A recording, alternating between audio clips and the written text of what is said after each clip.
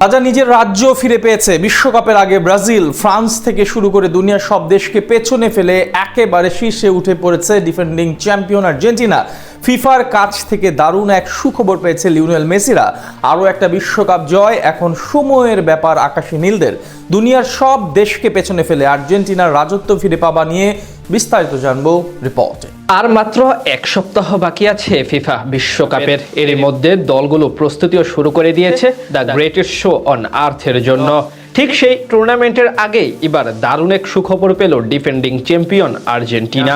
নিজেদের হারানো রাজত্ব আবারও বুঝে পেল তিনবারের বিশ্ব চ্যাম্পিয়নরা। ফ্রান্সকে হাঁটিয়ে আরও একবার একেবারে শীর্ষে উঠে পড়ল লিওনেল মেসি বাহিনী। বর্তমানে বিশ্বের সেরা দল আর্জেন্টিনা, সেই বিষয়ে সন্দেহ রাখার এখতিয়ার নাই কারো।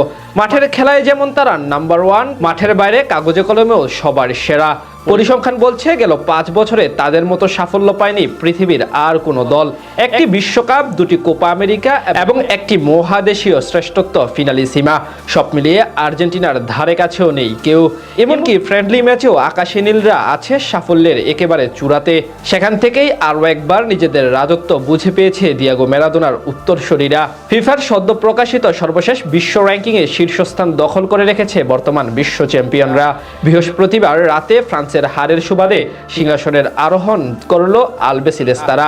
এর আগে 2023 সালের 6 এপ্রিল থেকে 2025 সালের সেপ্টেম্বর পর্যন্ত টানা 893 দিন বিশ্ব র্যাঙ্কিংয়ে 1 নম্বর সিংহাসনটি নিজেদের দখলে রেখেছিল আর্জেন্টিনা।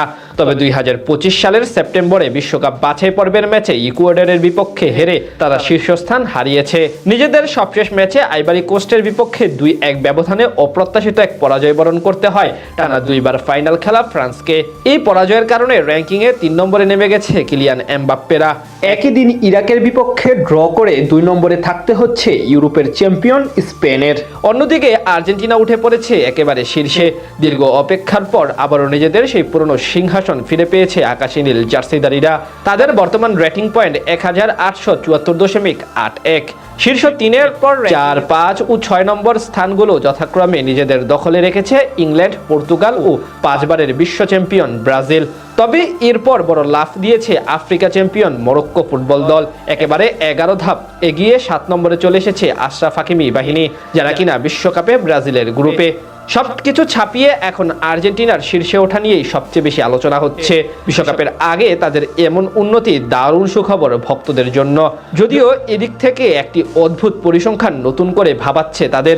1992 সালে ফিফা আনুষ্ঠানিকভাবে বিশ্ব র্যাঙ্কিং চালু করার পর থেকে আজ পর্যন্ত কোনো দলই বিশ্বকাপের ঠিক আগে র্যাঙ্কিংয়ের 1 নম্বর থেকে টুর্নামেন্ট শুরু করে শেষ পর্যন্ত বিশ্ব চ্যাম্পিয়ন হতে পারেনি। 2022 সালে কাতার বিশ্বকাপে যখন লিওনেল মেসি সোনালী ট্রফিটি উঁচিয়ে ধরেছিল, তখন আর্জেন্টিনা টুর্নামেন্ট শুরু করেছিল বিশ্ব র্যাঙ্কিংয়ের 3 নম্বরে থেকে। এখন দেখার পালা সেই পুরনো পরিসংখ্যান ইতিহাস বদলে আরও একবার শিরোপা উঁচিয়ে ধরতে পারে কিনা আকাশী নীল জার্সিধারীরা।